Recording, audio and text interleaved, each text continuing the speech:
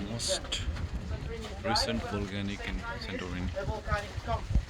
Right now we are standing and walking in the middle of a caldera. The word caldera is a Latin word that is being used by the scientists to describe all the volcanic complexes around our planet. It's an international geology term being used for that specific purpose. Inside this caldera, right in the middle, two different volcanic islands located. This one, named the New Bern Island, that was formed just 450 years ago. On the other side, once we reach the top, it's visible the island of Nea Kameni, that was formed 2,000 years ago. Actually, these two volcanic islands replaced an old volcano that used to stand proudly in the middle of this caldera until 3,600 years ago. And that volcano, back in the day, is responsible for provoking one of the mightiest volcanic eruptions that humanity has ever experienced. There is a scientific scale that's called the VEI scale. Stands for Volcanic Explosivity Index. So what does this scale do?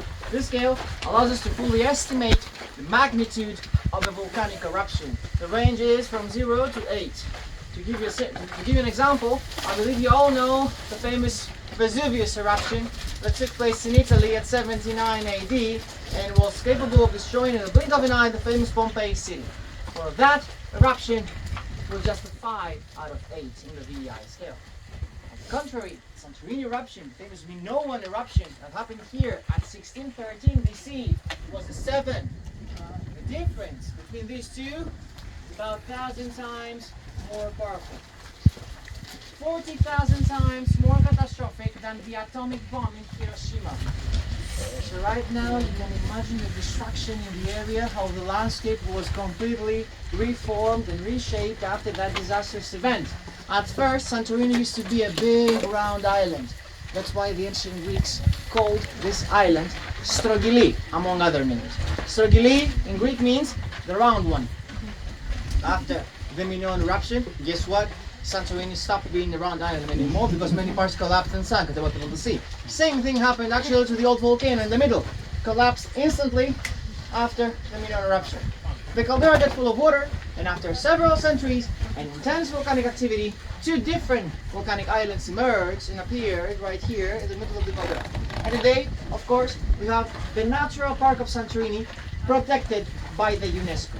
The latest volcanic eruption here happened just 74 years ago, in 1950. It wasn't dangerous, it was a mild eruption, only a cloud of smoke rose, stayed here for a couple of weeks. After a couple of weeks, this cloud of smoke completely disappeared, and that was the latest volcanic eruption with no victims at all. Since then, the volcano remains in a dormant situation.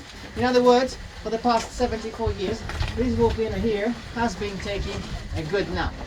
Trust me, we don't want to wake this baby because we cannot be sure when the next volcanic eruption will happen. Probably in 2,000 years from now, or in 200 years from now, or maybe in 50 years from now. Who knows? Maybe if we are completely out of luck in about 20 seconds. Oh. Hope you are good swimmers. Don't need to worry though. Because once this volcano eventually wakes up, we have at least 2 weeks time to organize and perform a very good evacuation plan. And this evacuation plan will allow us to fully evacuate not only this island, but the entire group of islands of the sea plate from 2 to 3 weeks.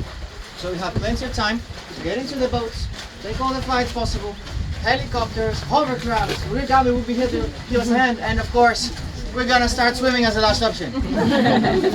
And then we're going to continue our life somewhere in the mainland, maybe in Athens or Thessaloniki. We have many lovely cities to continue our lives over there, with that very good cuisine as well. So the only proof that this volcano remains active until today is at the point C. Now is the hardest part of the hike, guys, and you trust me, you have to continue all the way up over there. After a certain distance, you're going to notice that the path splits into two new paths.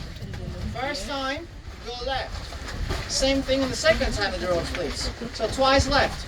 Second time you go left, you proceed for 25 meters, not minutes, meters. And then you're going to see on your right hand side a wooden bench. That's the point C. Over there we're going to continue the story in English. I give you a head start. In this group, please continue and walk towards point C, and I'll catch up. Trust me.